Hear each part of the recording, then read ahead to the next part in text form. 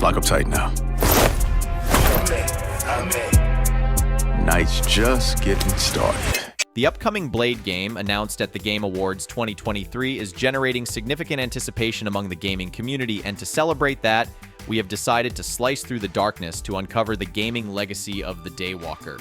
We'll explore how Blade's vampire hunting adventures have evolved in the gaming universe, dissecting the good, the bad, and the downright bloody. So, grab your garlic and silver, and let's embark on this dark journey through the digital streets of Blade's world, where every shadow could hide a friend or an enemy.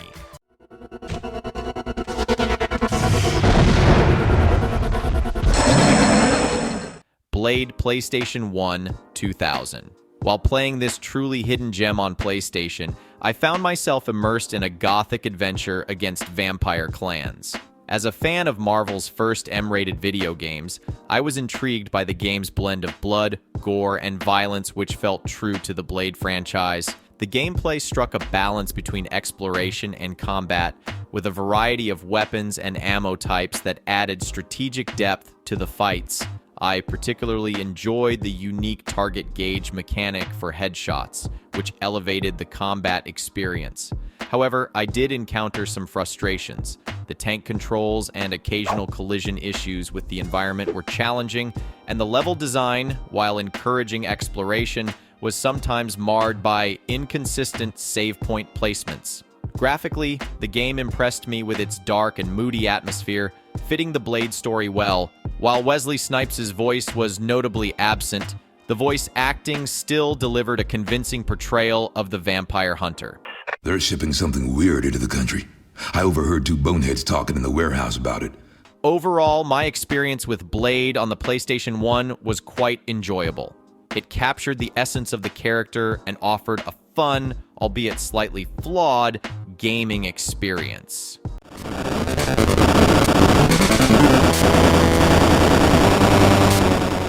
Blade for Game Boy Color 2000.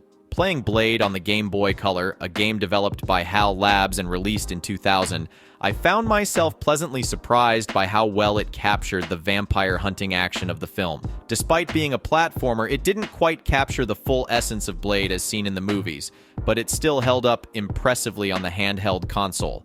The version of Blade in the game was noticeably cuter than his film counterpart, which was an interesting contrast, but it didn't take away from my enjoyment of the game. I particularly liked the mix of shooting action and hack-and-slash combat, reminiscent of Double Dragon, where I scrolled along, battling various vampire enemies. The game cleverly divided its gameplay into 3 parts, including a light gun shooter segment that really mixed things up. I controlled a reticle to shoot distant enemies while simultaneously managing closer threats. This variety kept the gameplay fresh and engaging. The graphics and environments were detailed and impressive for the Game Boy Color, adding to the game's addictive nature. I also appreciated the leveling system, which allowed me to enhance Blade's kung fu and weaponry skills, adding a nice layer of depth to the gameplay. I'd give Blade a solid 7 out of 10, as it offers a satisfying experience for both fans of the film and classic Game Boy Color gamers. Ooh, so exciting. Blade 2, PlayStation 2. Let's dive into the somewhat obscure yet surprisingly decent Blade video game.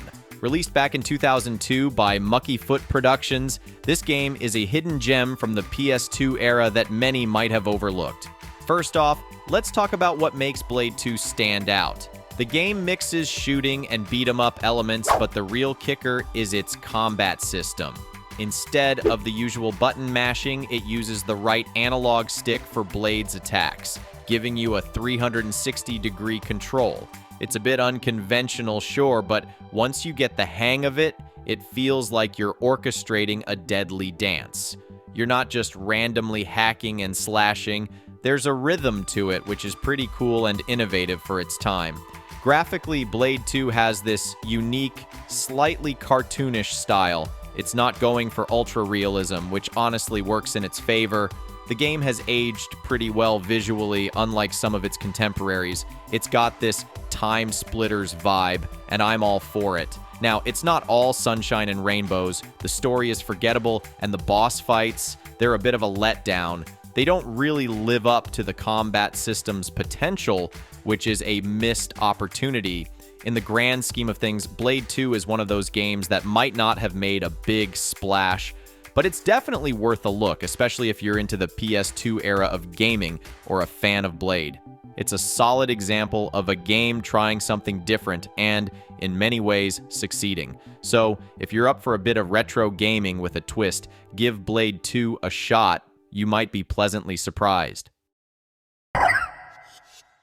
Blade 3, Trinity, mobile game. Having played Blade Trinity on my mobile, I was pleasantly surprised by the quality of this beat-em-up game.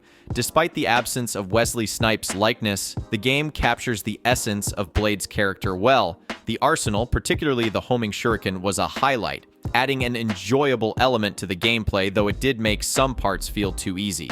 The combat animations were impressive, but the inability to change direction during an attack left Blade vulnerable, which added an unexpected layer of strategy to the gameplay. The visuals were a standout feature, with well-differentiated enemies and a gothic flair that really brought the Blade universe to life on a small screen. The larger-level maps provided more exploration and depth than I anticipated. However, the audio components were less impressive. The weapon sounds didn't quite fit, and the absence of enemy footsteps detracted from the overall experience. Despite these drawbacks, Blade Trinity on my mobile was a solid mobile game experience. It wasn't groundbreaking, but as a Blade fan, I found it to be a fun and engaging way to engage with the character, especially given the limitations of mobile gaming at the time. These were the games which are dedicated to Blade's story, and you play Blade as the main character of the game. But apart from this, there are several games where Blade is a playable character, but the game is not entirely based on Blade. Let's go through them as well.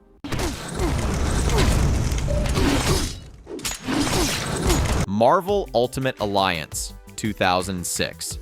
Now, playing Marvel Ultimate Alliance was a fun experience. The game's vast roster of characters, including Blade, offered diverse gameplay styles.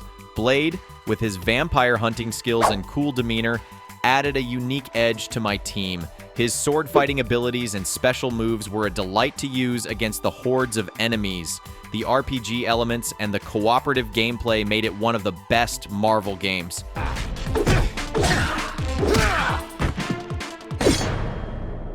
You need to point that somewhere else. Name's Blade. Spider-Man Friend or Foe, 2007.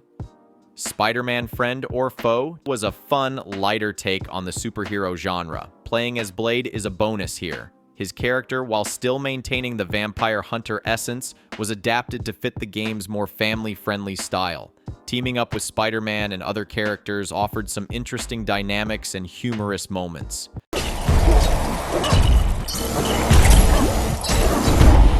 Lego Marvel Superheroes series.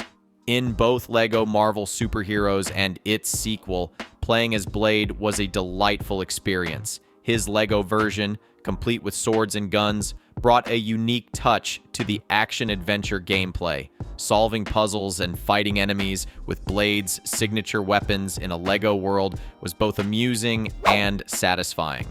I also spotted him in a cameo in Lego Marvel's Avengers, featured on a poster in New York City, which was a neat little Easter egg for fans. Marvel Puzzle Quest, 2013. This Match 3 puzzle game was a different yet enjoyable experience. Using Blade as one of the collectible card characters, I could deal damage, heal, and generate special tiles. His 3 variants, Classic, Modern, and Daywalker, offered diverse gameplay styles within the puzzle format. I ain't scared of you. I'm the baddest bloodsucker around. Scared yet? Marvel Heroes 2016. Although Marvel Heroes was shut down in 2017, my time playing as Blade in this MMORPG was memorable. Added as the 59th playable character, Blade's arsenal of swords, guns, stakes, and grenades made him a formidable character to play. The different costumes, including Classic, Ultimate, and Movie, allowed for great customization. Marvel Contest of Champions, 2017. In this fighting game, Blade was a skill class champion added in 2017. Using his sword, gun, and motorcycle to combat opponents was thrilling. His abilities like Bleed, Danger Sense, and Power Gain made him a powerful and strategic choice in battles.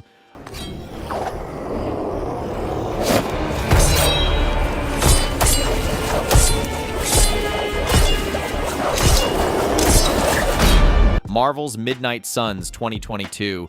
This game offered me an immersive and innovative turn-based tactical combat experience.